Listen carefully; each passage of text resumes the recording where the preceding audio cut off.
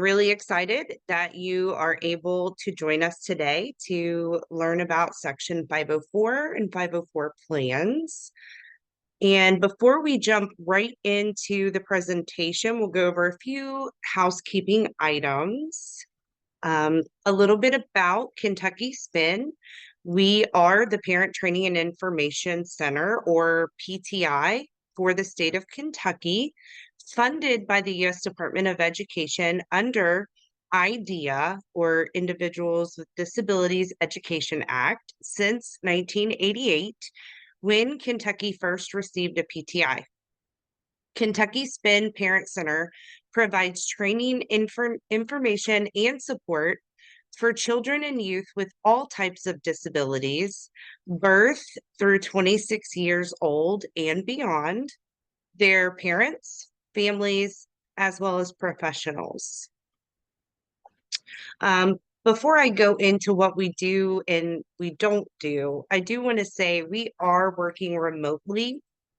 So please give us grace if you hear a dog in the background or, animals, maybe a knock at the door. We do always let everyone know we are working from home, and we appreciate grace in case something would arise during a presentation. Also, we ask if you need something or need to step away, answer a call during this webinar, please take care of your needs. We will provide a link with the presentation. If you miss a part, you'll be able to review that later. So at Kentucky Spin, it's easier to tell you what we do not do. So we are not attorneys. We don't act as attorneys. We do not give legal advice or representation. With that being said, we do empower families to advocate for their children or themselves effectively. We provide a peer-to-peer support model to help families across the state of Kentucky access needed information and resources, as well as the providers that they work with. A disclosure about today's training. This is not a TOT or training of trainers event.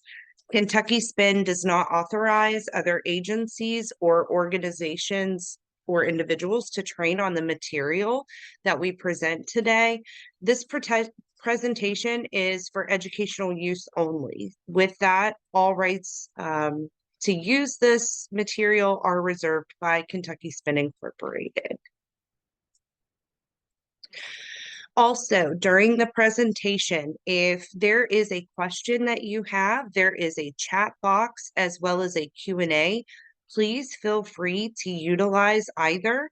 As we're going through the material, we have great staff on here. If they see the question come in, we will do our very best to respond to that during the presentation. And we'll also take a moment at the end to make sure that all questions have been answered to the best of our abilities.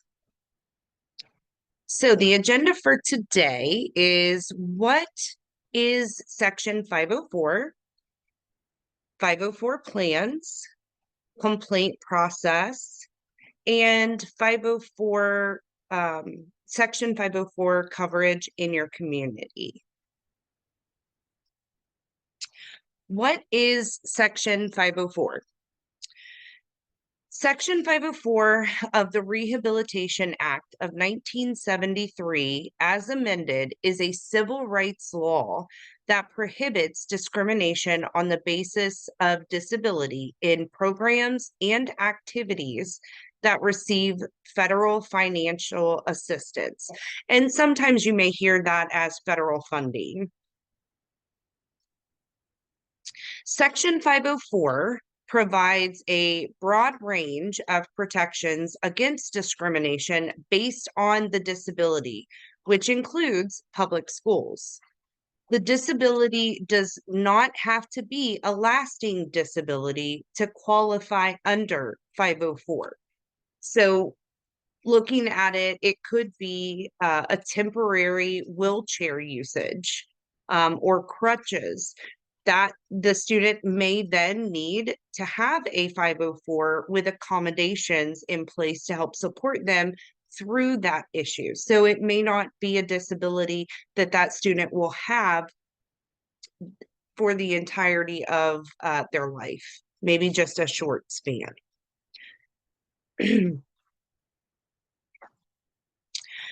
Section 504, definition of disability. To qualify, a person must meet one of the following: a physical or mental impairment that substantially limits one or more major life activities, has a record of such impairment, or is regarded as having such an impairment. So when we look at disability, it may not be a disability that has been labeled with a diagnosis at that point. But if someone is perceived of having a disability and that disability has affected their life by one of these categories listed here on the screen, then that person could be covered under Section 504. When we look at major life activities, we give some examples. Now, this is not an extensive list, but it shows how a disability can impact a major life activity in one's body or mind.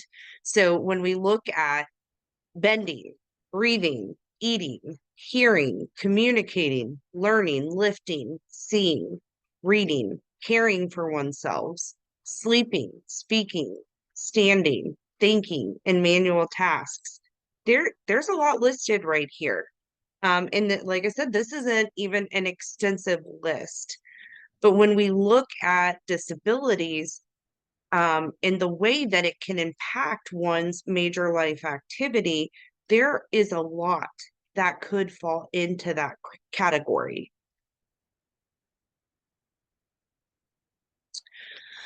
Section 504 continued. So when we look at public elementary and secondary schools, under Section 504, we look at the free appropriate public education, or FAPE, is the provision of regular or special education and related aids and services that are designed to meet the individual educational needs of a student with a disability as adequately as the needs of non-disabled students are met, and are based on adherence to procedures governing educational settings, evaluation and placement, as well as procedural safeguards.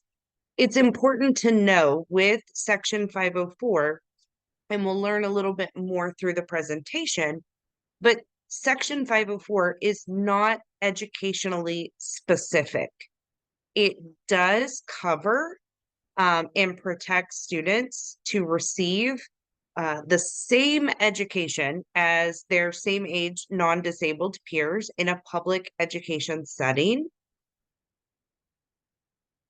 But it does not, it's not a law that is specific to just education.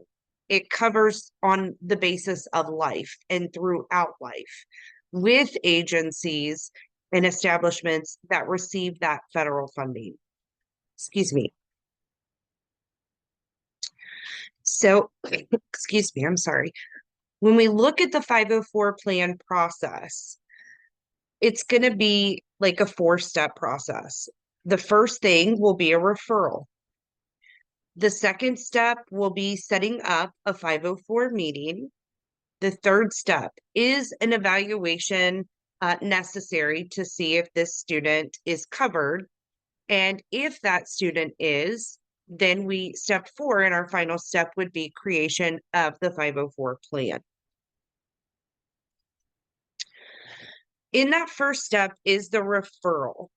It's important to know that anyone who knows this child or the child, a child or youth, including a parent, teacher, administrator, maybe it is a provider that works with your student closely, can make a referral in writing or verbally for that student, for a meeting to see if that student qualifies under Section 504.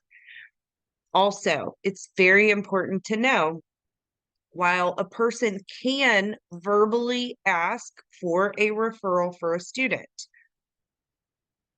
it's always best if it's put in writing. So that way, the school, as well as the provider, parent, persons creating the referral, has documentation of that and can refer back to that when necessary.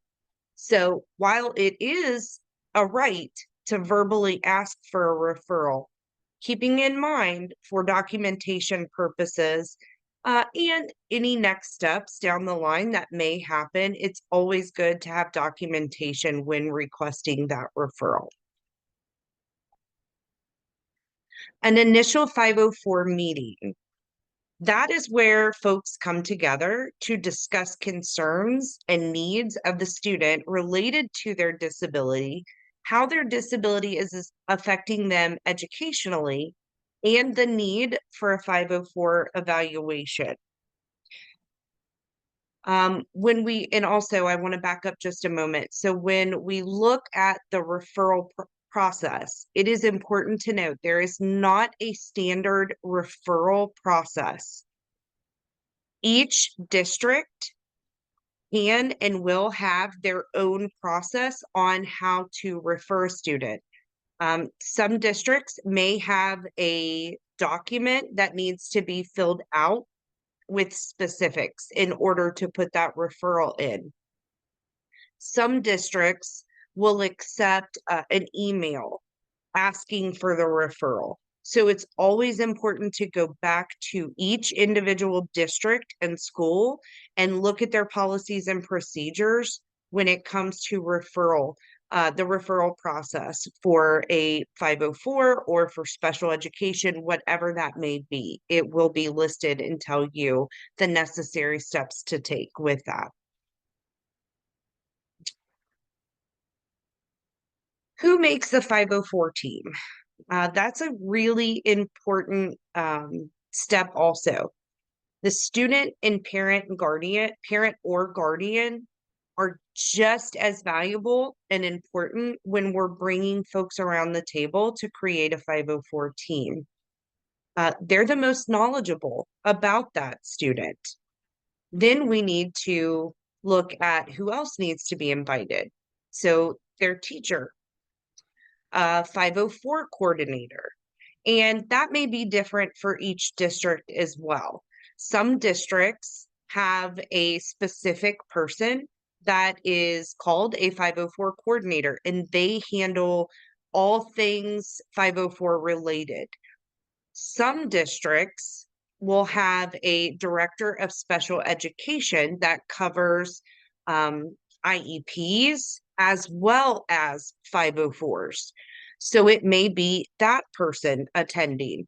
This is also another good reason to read your policies and procedures with each district and get to know who the staffing person is or can be within that school or district. So you want to make sure that you're contacting the appropriate person, but you also want to make sure that you know that the appropriate person is invited to and sitting in on that meeting.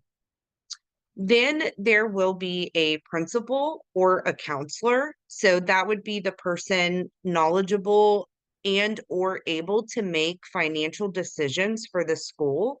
That person can also be different at each meeting. It doesn't have to be a principal, as long as that counselor or whomever that person is attending can make decisions financially, or are able to make financial decisions if a student requires a special accommodation or modification that is costly. And then it's important to invite others who are knowledgeable about the student. And that can be folks that are within the school, as well as folks that the family knows, or a provider that works with a family. for me, when I attend 504 meetings for my daughter, her um, her disability is an anaphylactic peanut allergy that is airborne. So when we look at members that are coming in to help support and are knowledgeable not only about my daughter, but her situation, we look at medical providers. We look at the nurse. It might be the nurse from the school as well as the nurse from the district to come in and support. We also invite folks such as the supervisor in the cafeteria because they're the ones preparing food and having food out. They would also be knowledgeable about the ingredients that are listed in the products that they use. So this is going to be very individualized when you're looking at your student and their need on who you bring to the table so that um, all things can be considered when trying to keep that student safe and healthy in the school environment as well. And I do want to pause just for a moment to make sure we don't have any questions.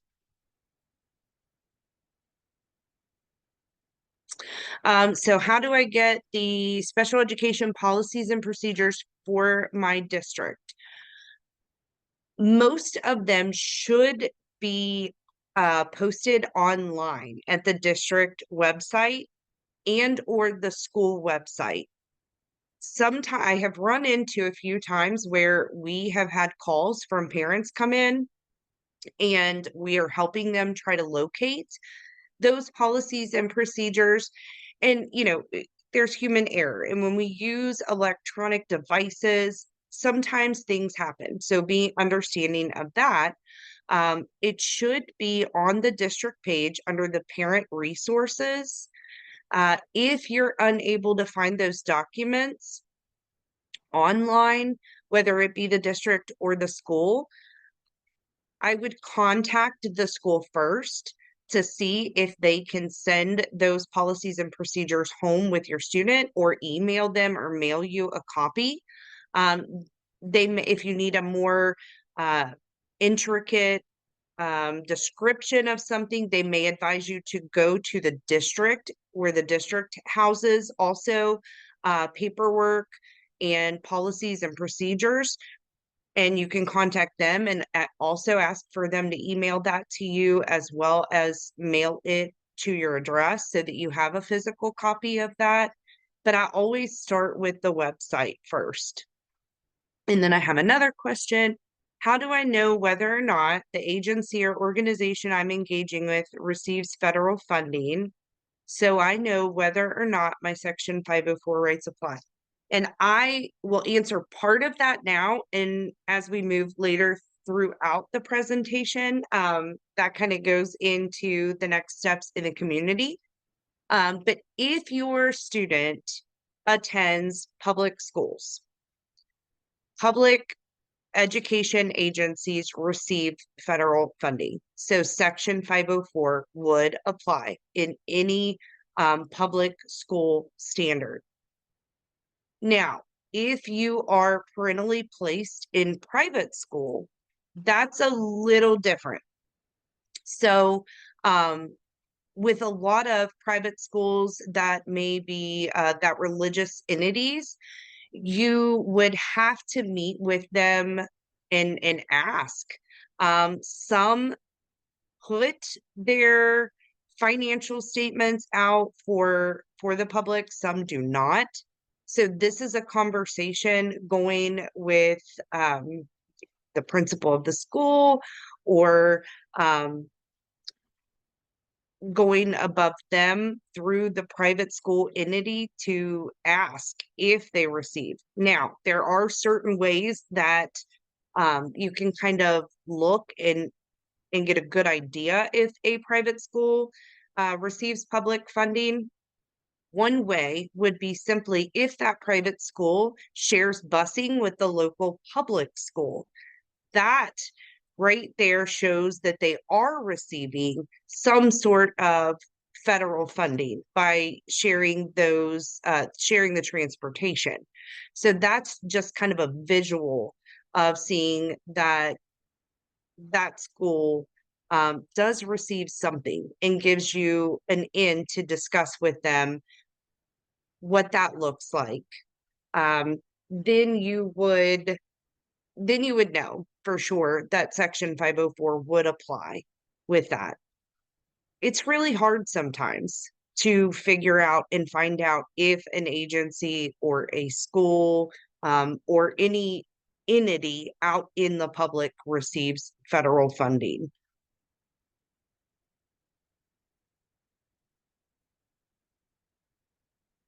The next step in our 504 plan process would be the evaluation.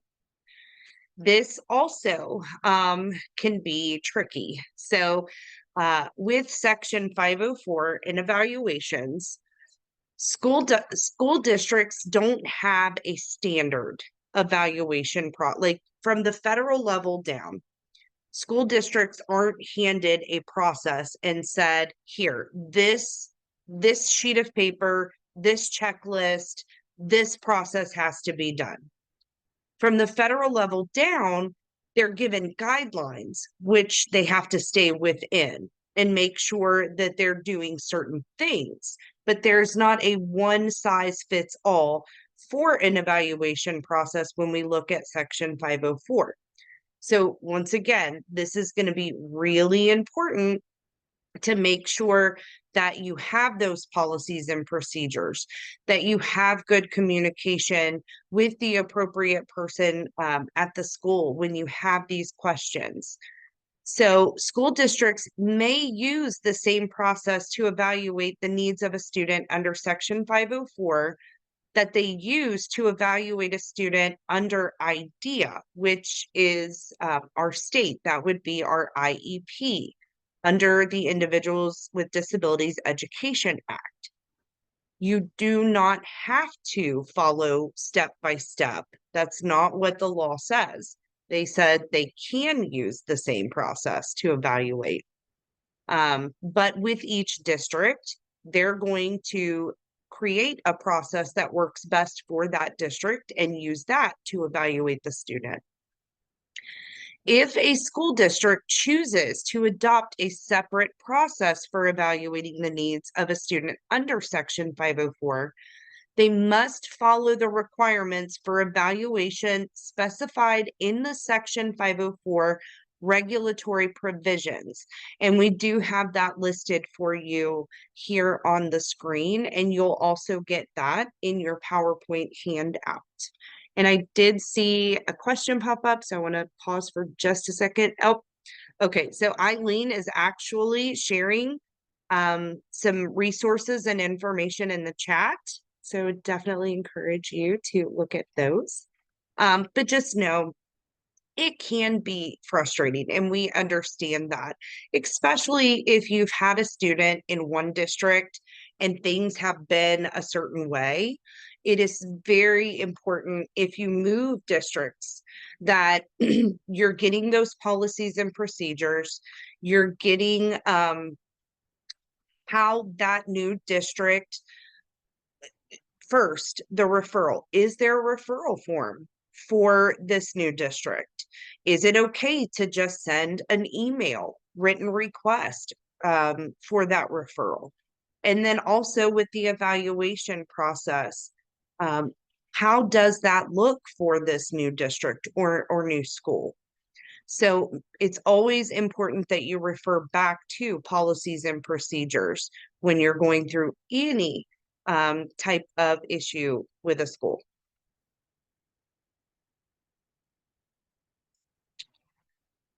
What is the purpose of a 504 plan? So a 504 plan addresses the unique learning needs of a student with a disability. It provides reasonable accommodations so that student has equal access to school programs and activities to meet their learning needs. And that word access is the most important when we look at Section 504 in schools or a 504 plan. It's not making life easier for a student. It's not providing them with special accommodations to make it easier for them than their peer when completing work. The purpose of a 504 plan is to give that student with the disability access, just access to the same things that their non-disabled peers receive access to. And that includes a free appropriate public education. So learning, it includes field trips. It includes extracurricular activities. Um, Anything that is provided by the school, a student with a disability should receive the same access as a student without a disability. And that is so important to know. So we have a question that's come in. What is the difference between a 504 and an IEP? The easiest way to put, when we look at a 504 or an IEP, 504s do not come with instruction. IEPs provide individualized instruction for that student. So special education services. A student with an IEP may need 15 minutes of special education services for math 3 times a week. For that student to be successful in school. Whereas a 504, they're not receiving special education instruction. A 504 is accommodation and modification to give that student access to the same things, same age non-disabled peers receive. So they do not receive the special education services with a 504. An example that I can give, oh, I'm sorry. Kelly, do you have something? Yeah, and I'm not going to turn my camera on. I'll save everyone. I'll save everyone that shock this morning. But what I will say is, I think an easy so explaining that to me, and I tell everyone I was 17 years old when I became the parent of a child with a disability, and um, I didn't know anything about anything. Um, And I think what would maybe, and that may be great, but if there's anyone else who needs things explained to them like a 6-year-old, like I do, I think because like when I hear you talk, Amber, I'm like, okay, well, what does that special education mean? What does that mean? Right. Mhm. And break that down further. Is so basically you can have modifications with a 504 plan, but they are not going to change the grade level or the content in which your student is working at. For instance, if your child is in 6th grade but needs their content based on a 2nd grade level, that's going to be given to you through special education instruction. That's going to be modified content. So if anyone, and I just wanted to break that down a little bit further, Amber, because I need everything explained to me very, very basically. And you're extremely knowledgeable when it comes to this. So, and I'm not. So that's kind of the way I have to look at it, is what steps above and beyond just providing that access to, what will my child need to have access versus what all is going to need to be changed to the curriculum in order for my child to attend school. Um, that's all I have. I appreciate you jumping in there, Kelly. And yes, I do kind of just like go on. It's become my daughter's 17 and she's had a 504 plan her all throughout her schooling. So sometimes it's easy to forget to kind of stop and reiterate certain things that I didn't know either. You know, when my son came along, he is 12 and he's had an IEP now throughout preschool and elementary and now middle, but it was a completely different world than what I was used to with my daughter when my son came along. And there is a vast difference. Now, I want to be very mindful and purposeful when I say this. We get asked all the time, what's better, an IEP or a 504?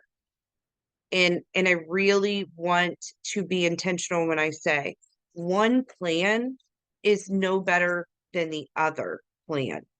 We have to look at the individualized need of that student.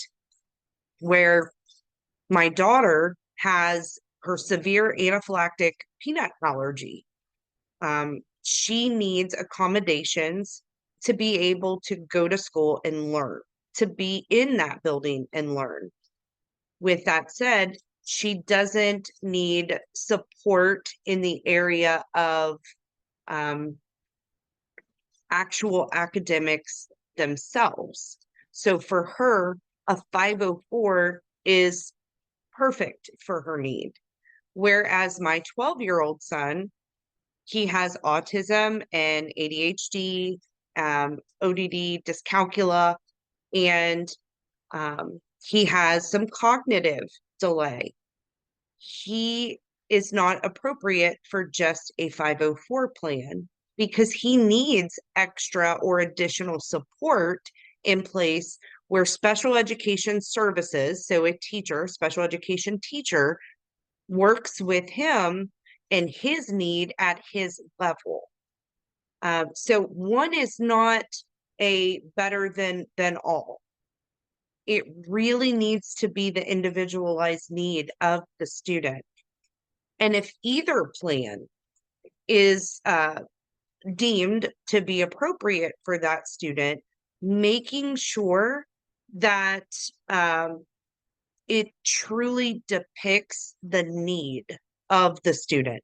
So even if it's something that is small or basic, having those things included on either plan is going to help that student receive whatever they need to be successful.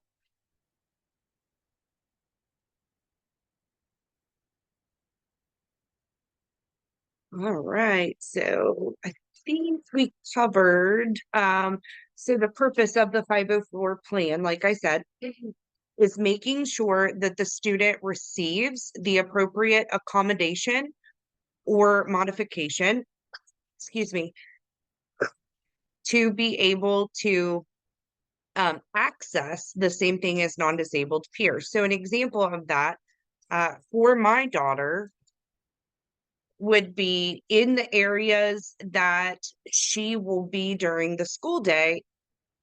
A reasonable accommodation for her would be making those areas peanut free so that she can sit in a classroom and be able to learn without having a reaction and potentially going into anaphylaxis. So on her 504, it would list a peanut-free environment in her learning areas of that school. That is giving her the availability, the access to receive the same education as her same age non-disabled peers. When we look at a 504 plan, as I was saying a moment ago, whether it is a 504 or an IEP, we have to be specific. Even if you, as a parent or provider, feel like it's a small concern, it's still a concern. So making sure that anything that could hinder that student's access or ability to learn, it needs to be specific and it needs to be written in that plan. A 504 plan is a legal binding document. So there is not a, I might follow this, I don't have to follow this. It is a legal binding document that needs to be followed to fidelity or completely. These steps are written for a reason, for a purpose to help support that student and their learning needs. So, what is on that? We look at who, what, where, and how the plan will be carried out. We look at the areas of need. We look at accommodations and or services that will be provided. We look at who is responsible for providing them. We want to know how often they will be provided.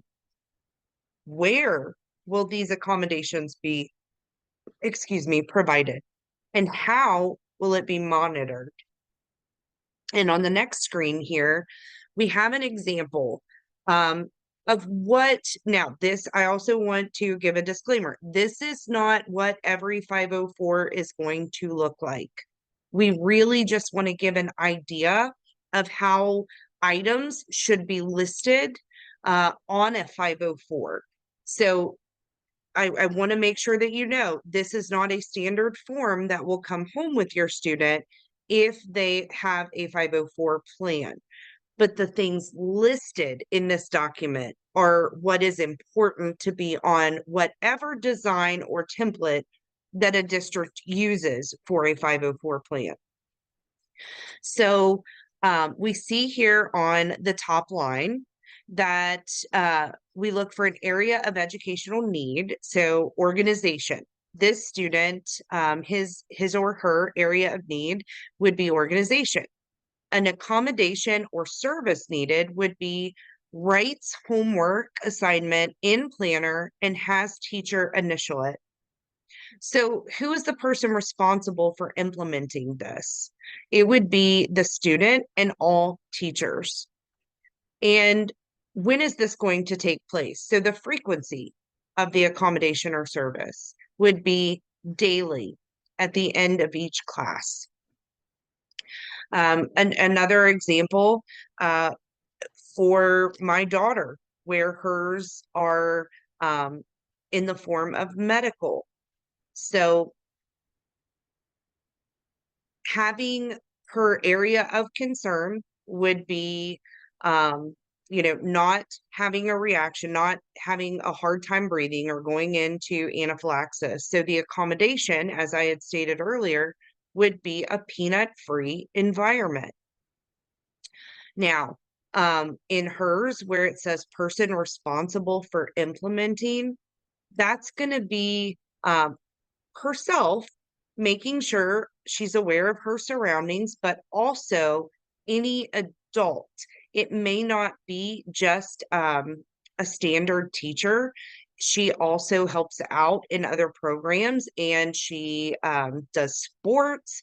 So under her person responsible for implementing would be any adult that works with her, coach, as well as teachers and administration. So this is where I was saying it's really important to look at the individual need of that student in all areas that they are participating in school, because we want to make sure that the accommodations follow across the board. So if this student is responsible for writing their homework assignment in their planner, but also maybe attends an extracurricular activity where they're expected to be responsible for something, being a part of that team or being a part of that club, making sure that that is listed in there as well. So that person, the leader of the club, maybe it's a coach, and making sure it's also notated in the frequency. Where and when is this expected to happen? We want to list all areas because Section 504 and a 504 plan, once again, it covers all the way through. We should never hear that a student with a disability can't go on a field trip because there's not an accommodation for them.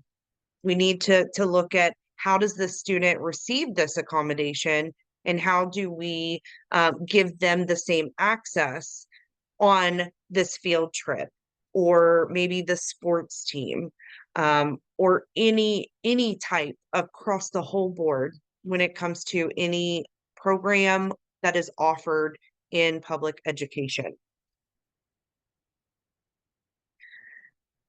Another thing to be cognizant of is the complaint process and the parent rights and youth rights if they feel that their rights have been violated. Number one would be dispute resolution. Talk with the person directly related to the dispute. This is so important. If you've ever been in any of our trainings, we will say if there is an issue that has happened in the classroom, we wouldn't recommend that you speak with the supervisor in the lunchroom. So know who it is that you need to speak with and speak with them directly about the dispute that is occurring. The next step would be to involve the principal or counselor at the school. Request a 504 meeting to discuss the concern and know if it is an issue that you feel needs to be brought into a 504 meeting. A parent can call a 504 meeting at any time for any reason. And at every 504 meeting, there will be minutes that summarize what takes place in that meeting. And that also is attached to that legal binding document as more documentation for the school to refer back to, as well as the parent and youth to refer back to.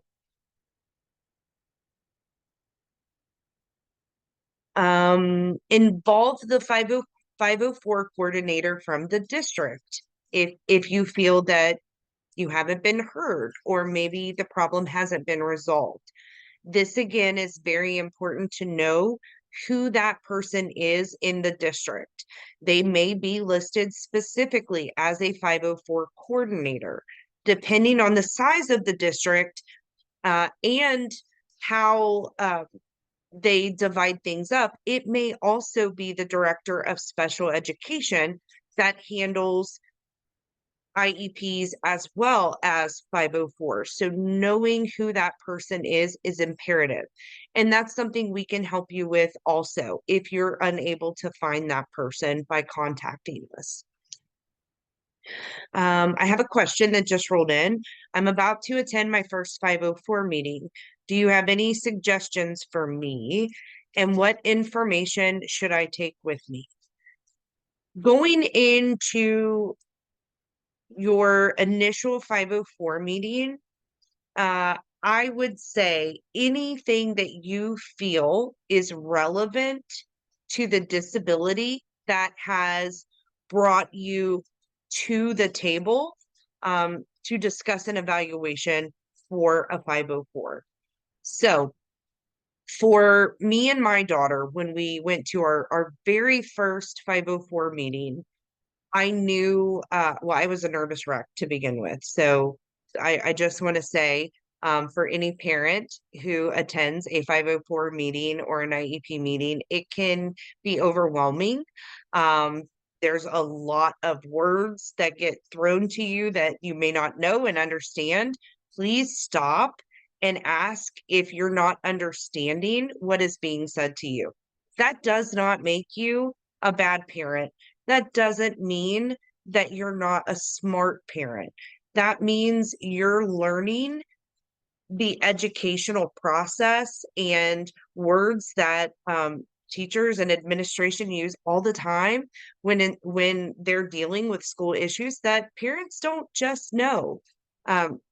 So first, don't ever feel bad about not being extremely knowledgeable going into this. Bring any information that pertains to that disability that you have up into that point. For me, I brought records showing the severity of my daughter's allergy. She is one of those kids that has an extremely bad allergy. It's not just a standard. Hers is airborne, and that is really unheard of for a lot of folks with a peanut allergy. Um, we showed documentation of her testing, of the medical treatment that she had received, what worked, what she could be around, how she could be around it. Because when we as parents are coming in to any type of meeting, discussing an issue that is going on with our child, it is very helpful if we bring in any information that we have received that goes over that disability, that issue, that to help support what it is that our child needs to be successful. So bring any documentation. If you feel overwhelmed, take a break, ask for a break. This can be rescheduled. Ask ahead of time for them to give you any information that they'll be going over with you before the meeting so that you can meaningfully participate, so that you can see, is there terminology? Is there words being used that I don't understand? That gives you time as the parent to research and learn about. Call Kentucky Spin and go over these things with our parent educators so that you can meaningfully participate in your child's meeting. And I think that is what that. And I shared the information that you should take with you. Um, but really, no, it doesn't have to be perfect. You as a parent or a caregiver or a provider going in, it doesn't have to be perfect, and you don't have to be this perfect person that understands everywhere or everything that's being said. This is a learning opportunity, not only for you as a parent and caregiver, but this is a learning opportunity also for the teachers and administration at the school to learn about your student. And I would also say, on both sides, as nervous as us parents are going into these meetings, I can assure you that um, that teachers and administration can be nervous as well.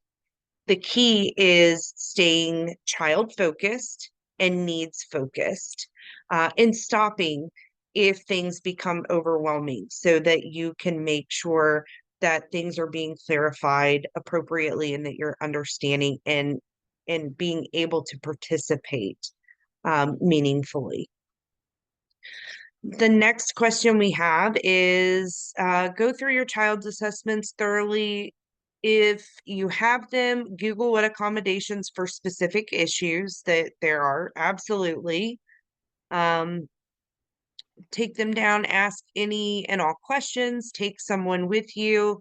Sometimes our brains do not retain all information while in the meeting, and take notes to look back out on and print any research to use. And absolutely, um, these meetings can become emotionally charged, right? Because we're all there with the common interest in play, which is the youth, and making sure that this youth is receiving or getting what they need to receive in order to be successful or gain access. And I know I have definitely been mama bear. Um, and sometimes it's easy. If you've ever been on a training with Rhonda, you'll hear her say she's eaten crow. I have eaten crow as well. Sometimes I let my emotions overtake me, and um, I get scared. And so, what Amanda had posted in the chat, making sure you're writing down things beforehand, because it's easy to go in and let those emotions overtake you. Especially, when you're talking about your child's education, or in my case, the safety of my daughter and having that fear, will she come home? That was a very real fear for us and still is to this day with the type of disability she has. Doing anything you can to prepare yourself, but also knowing when it's okay to say, I need a break and we need to reschedule this and come back at a later date so that I can get the information I need, research what I need, and be able to come back to the table with more of a clear mind and know what it is that you can offer or have discussions on for your child to receive to be successful. Okay, so then step number 2 would be your procedural safeguards. Every school year, you will receive a procedural safeguards with at the meeting. You will typically get, some schools provide them before the meeting. A lot of the time when you go into a 504 meeting, the first thing they give you are your procedural safeguards that talk about if you're in disagreement, if you don't feel like your voice is being heard, if things aren't going the way that you feel they need to, or you feel like your child's rights have been violated, on that safeguards, parental safeguards, it will tell you the steps to take and the person to contact. Um, it took me a long time to read those, but those are very important to keep. Making sure, even if you have 17 copies of the procedural safeguards at home, if you're in a new school year, receive that copy. The person that you contact may change, or throughout the school year, that person may change and it may have been updated. So it is important to get those procedural safeguards and read over that and know the steps to take if you're in disagreement. Step 3, a grievance procedure. School districts are required to establish grievance procedures for resolving the complaints related to those cases where the complaints allege that the employee or other students or third parties engaged in a discriminatory behavior. And then step 4, safeguards to resolve disputes, which would be a complaint with the Office of Civil Rights, or OCER, for a due process hearing. It's important to know that the Office of Civil Rights that covers Kentucky is actually in Philadelphia. We do not, each state does not have an individual Office of Civil Rights located in their state.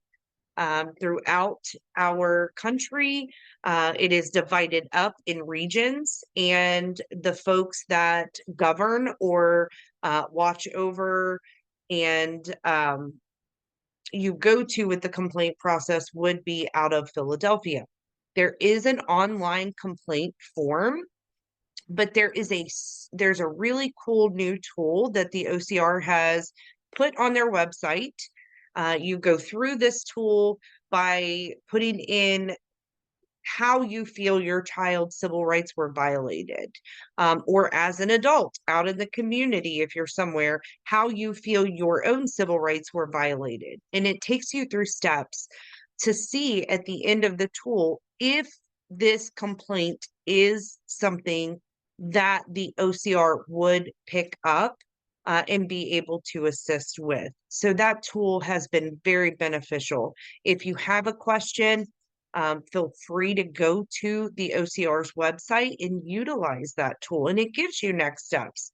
If they don't feel that the OCR would pick that complaint up, it will give you who they feel is the best person to contact at that time.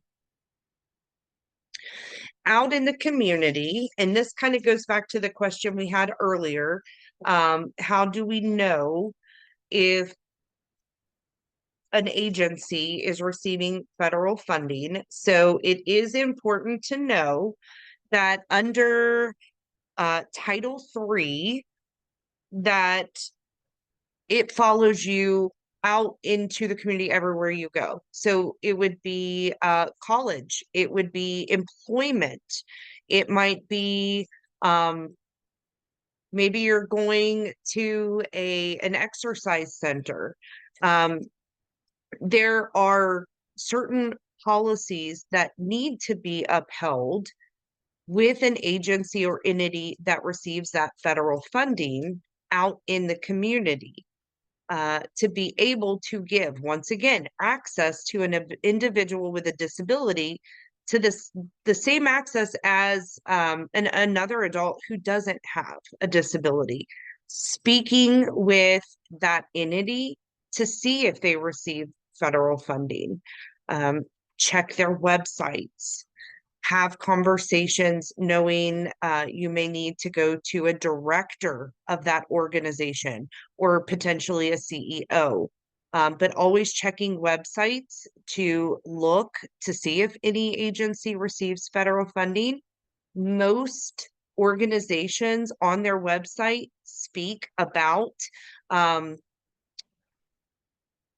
if you have a disability and you need access, who to contact. I would always encourage going to that agency or public entity's website to look through all of that. And then also knowing when a student has an IEP in school, as they graduate school, if they go to college, go to that secondary education, a student will no longer have an IEP, but can qualify for a 504 or Section 504 services in that college. So they can receive that access by getting and receiving accommodations, reasonable accommodations and modifications that they need to be able to access their learning. And then also jobs, knowing if you have a disability at your job, are you receiving the accommodations needed in order to do your job successfully? It all applies to agencies, and you will hear reasonable accommodations also. I did link several clickable resources in the PowerPoint. Each and everyone will receive this PowerPoint. It will be emailed out within 24 hours. These are some wonderful resources that you can utilize for your student. If you think your student may qualify for a 504 plan in school, or just a little bit more knowledge. If maybe you're not sure yet, but you want to take those steps, we have all of these wonderful resources available that go into just a little bit more detail.